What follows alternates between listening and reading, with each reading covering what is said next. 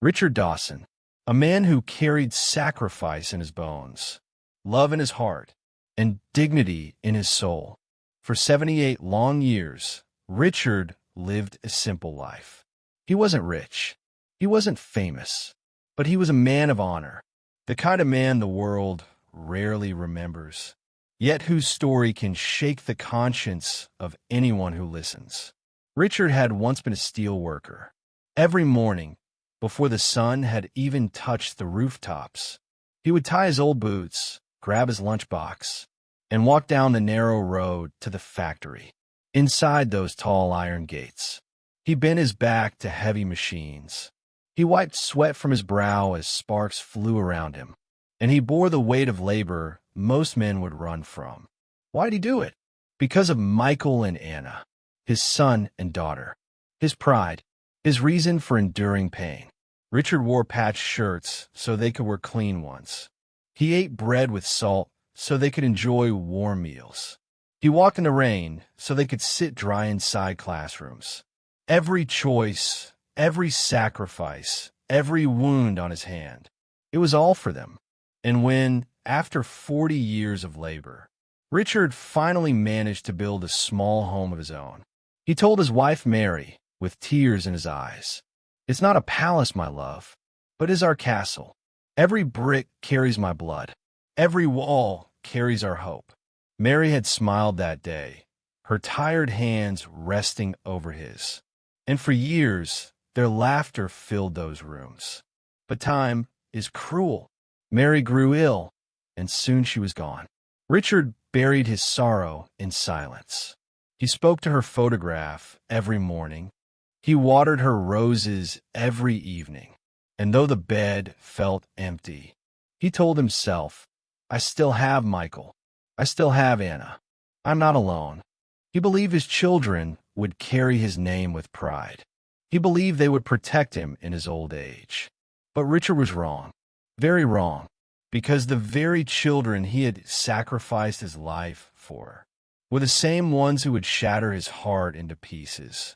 Michael Dawson, Richardson, had once been a boy who clung to his father's shoulders, who cried for his hand at every step.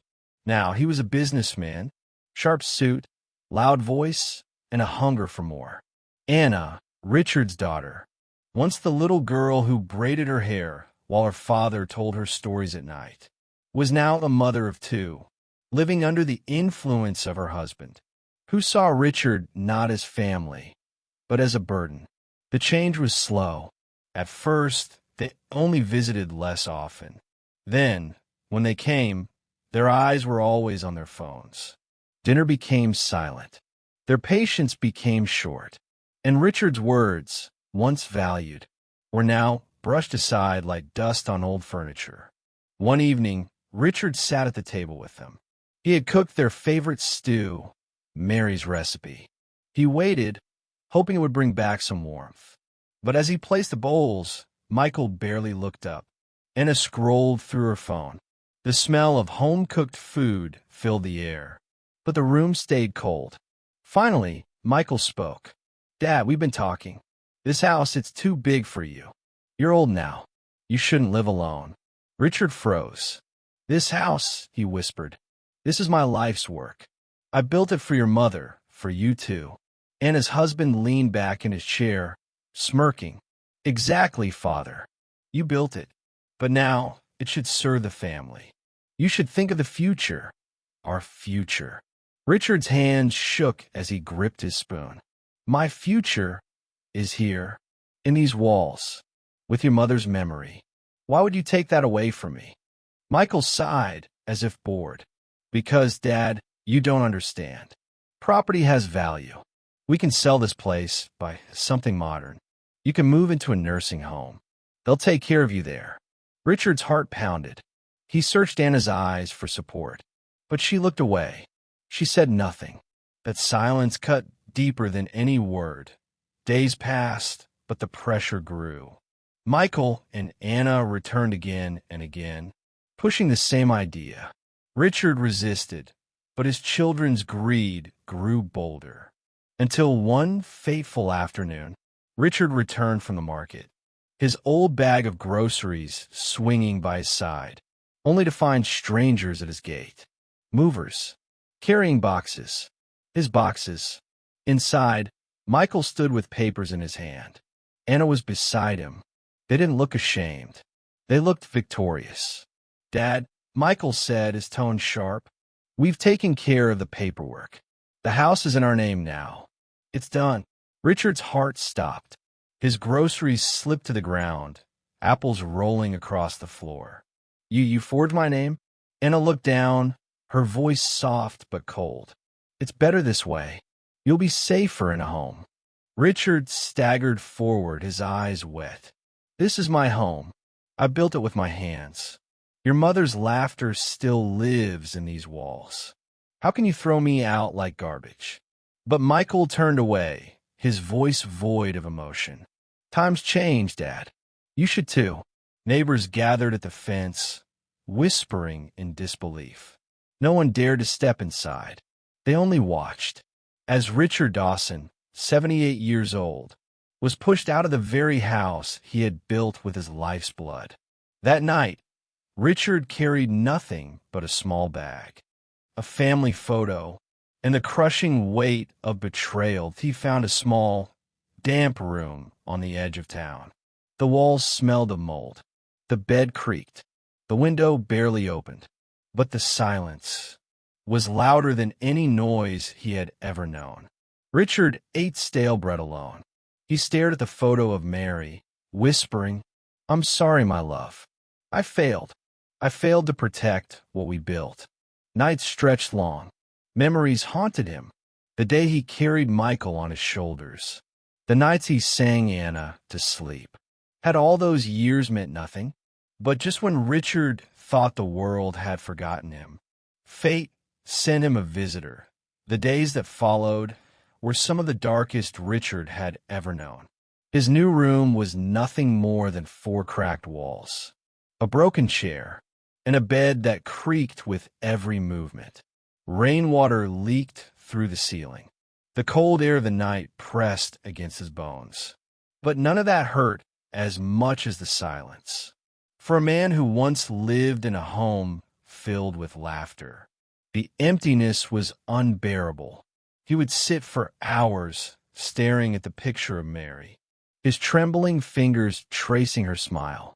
Sometimes he whispered, "Mary, if you were here, maybe they wouldn't have turned against me." But only silence answered. Richard tried to live. He bought a loaf of bread, sometimes an apple if he could afford it. He boiled water for tea in an old tin pot. But every sip carried the taste of loneliness. Nights were the hardest.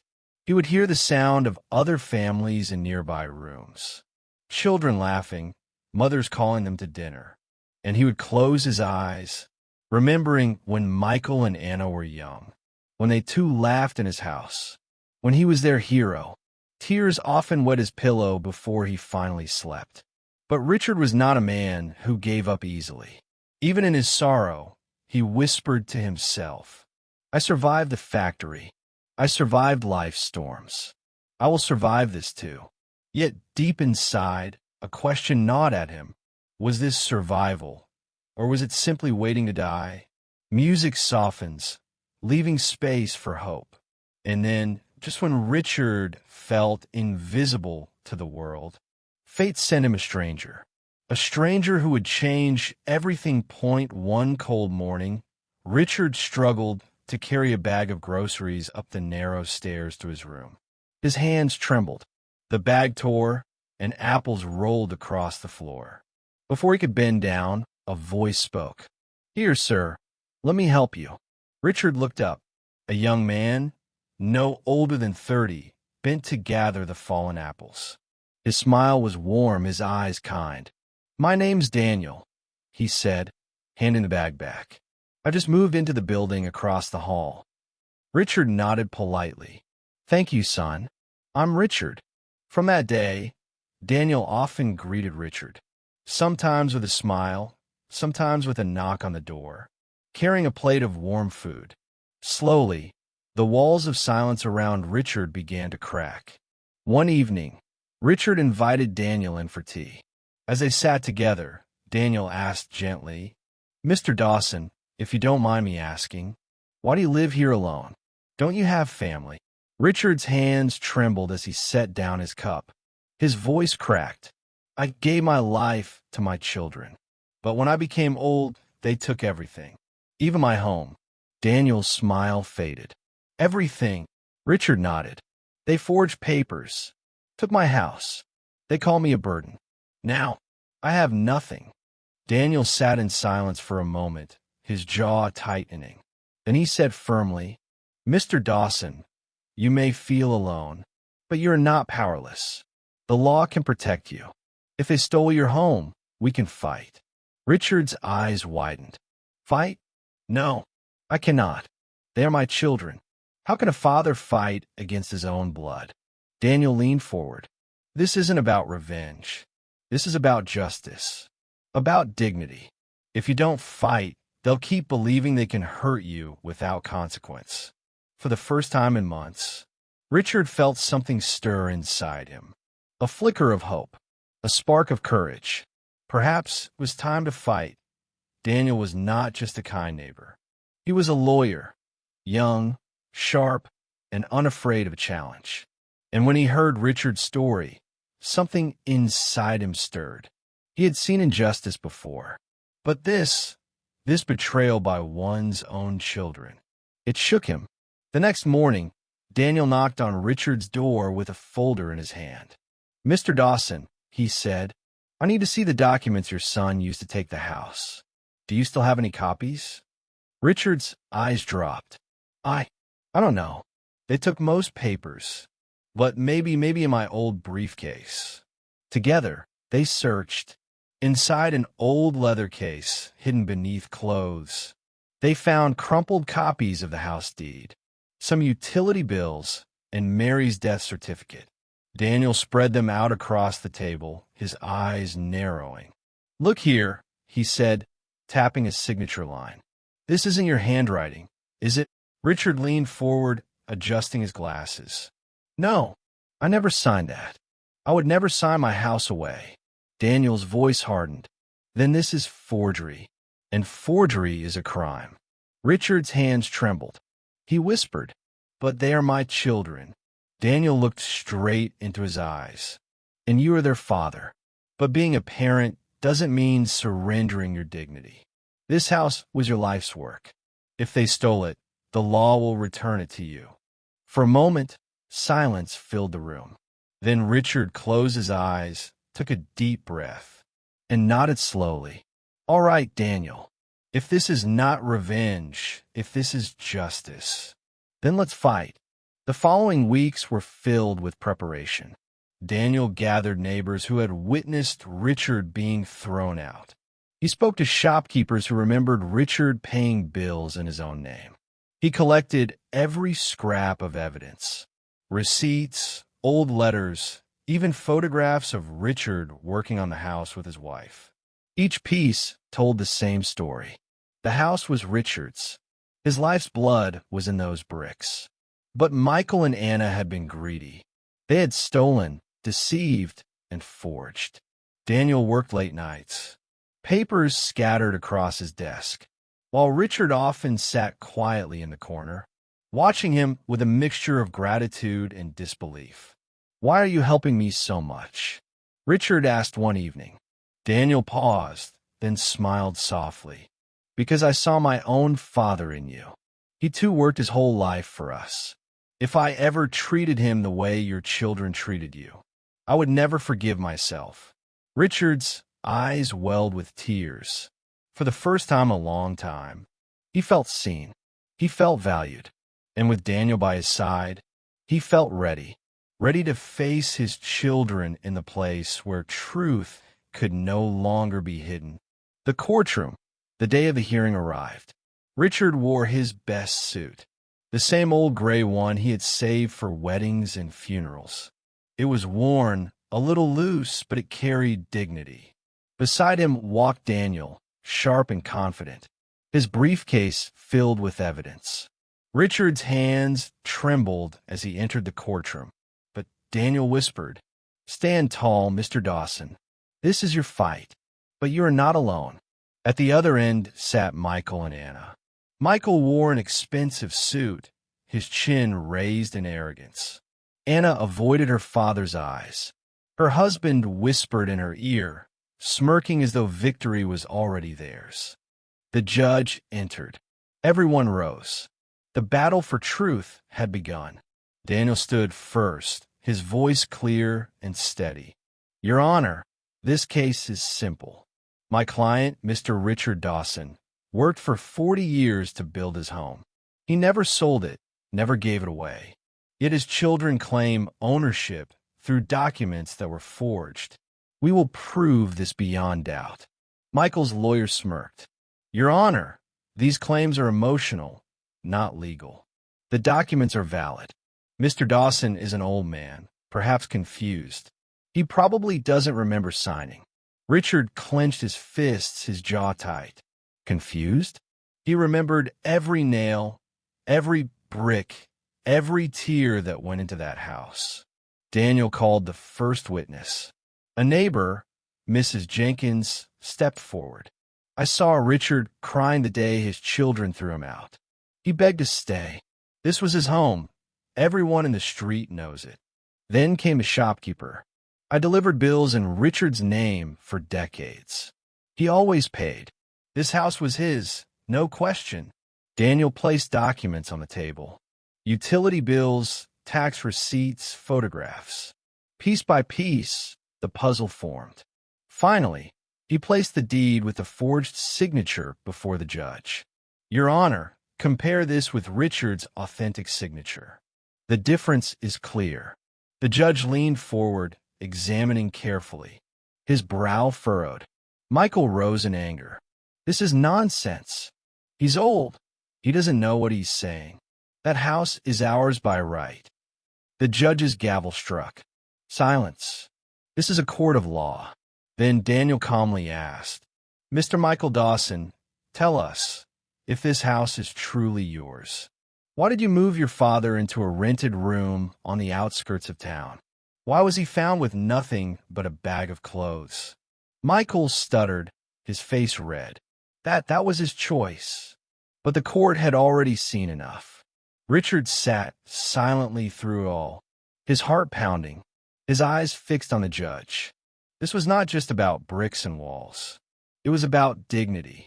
It was about the truth of a lifetime. And as the evidence piled higher, the arrogance on Michael's face began to crumble. The courtroom was silent. All eyes turned to the judge, whose gaze moved from the forged documents to the trembling old man sitting quietly at the table. At last, the judge spoke. After reviewing the evidence, this court finds that the transfer of property was fraudulent. The signatures were forged. The house belongs, rightfully and legally, to Mr. Richard Dawson. The gavel struck. Case closed. For a moment, Richard couldn't breathe. His chest tightened. Tears welled in his eyes. He whispered, Mary, we did it. We're going home. Beside him, Daniel smiled, resting a hand on his shoulder. Justice, Mr. Dawson. Justice is yours.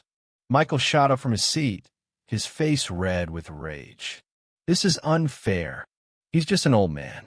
He doesn't deserve that house. The judge's gavel thundered again. Enough. You betrayed your own father. You should be ashamed. Anna lowered her head, tears slipping down her cheeks. But she said nothing. Silence was her only shield. The courtroom buzzed with murmurs. Neighbors who had come to watch nodded in approval. Justice had been served. A week later, Richard stood once more at the gate of his old house. The sun shone warmly across the garden. The roses Mary had planted were still there, weakened but alive. His trembling hands pushed open the gate. Every step forward felt like reclaiming a piece of his soul. He walked into the living room, ran his hand across the walls, and whispered, I'm home. Tears streamed down his face as he sat in his old chair. For the first time in months, peace returned to his heart. Neighbors gathered, cheering quietly. Daniel stood nearby, smiling. "Mr. Dawson," he said softly, "the house is yours again. But more importantly, so is your dignity." Richard nodded, his voice breaking. "I thought I'd lost everything. But you reminded me that truth always finds its way." But the story was not yet over, because soon after Richard returned home, Michael and Anna would come knocking at his door. It had only been a few days since Richard returned to his home. The air inside was lighter. The garden was alive again, and the walls that once carried sorrow now seemed to breathe with peace. But one evening, as the sun dipped low and painted the sky with orange and gold, Richard heard a knock at the door. When he opened it, he saw Michael and Anna. Michael's suit was wrinkled. His face carried defeat, not pride. Anna's eyes were swollen with tears. For the first time in years, they looked small in front of their father. Michael's voice cracked. "Dad, we were wrong. I was blinded by greed. I thought money mattered more than family. But I see now. I lost everything. Please forgive me." Anna stepped forward, her voice trembling. "Father, I stayed silent when I should have spoken for you. I let my husband's words control me. I betrayed you, the man who gave me everything. Please, don't turn us away." Tears glistened in their eyes as they knelt before him. Richard stood silently, his hand resting on the doorframe. Memories flooded back. The nights he worked double shifts for their schooling. The days he carried them on his shoulders. The countless sacrifices he made without hesitation.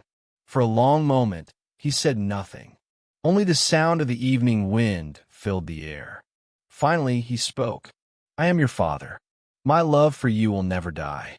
I forgive you, but forgiveness does not erase what you did." Michael and Anna looked up, startled. Richard's voice was steady, firm. "I will not let you use me again. You may visit, you may see me, but this house, this dignity, is no longer yours to take.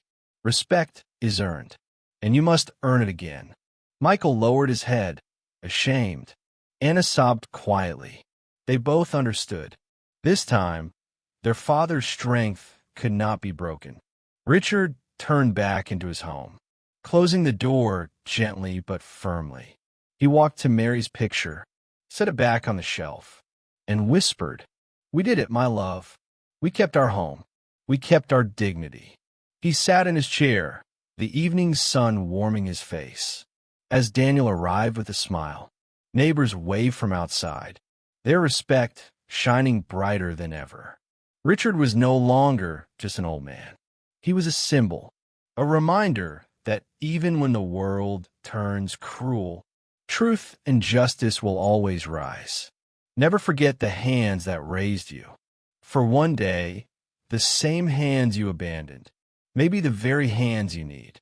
Respect your parents, honor their sacrifices, because karma never forgets.